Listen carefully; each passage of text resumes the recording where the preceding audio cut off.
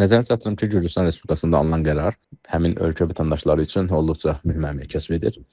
Amma Gürcüstan əhalisi ilə də Azərbaycan əhalisini müqayisələndirmək mənə görə bir qədər doğru deyil. Çünki Gürcüstan əhalisi və təhsil alan tələbələri müqayisə etsək, kifayət qədər az olduğunu müəyyənləşdirəcəyik.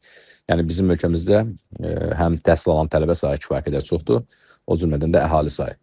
Və nəzər alsaq ki, bizdə dövlət sifarişi üzrə təhsil alan tələbələr hal-hazırda söhbət magistratura pilləsinə gedirsə, 7.000-8.000 nəfərdən çoxluq təşkil edir. Gürcüstanda isə magistratura pilləsində demək olar ki, bunun yarısı qədər təhsil alan tələbə var.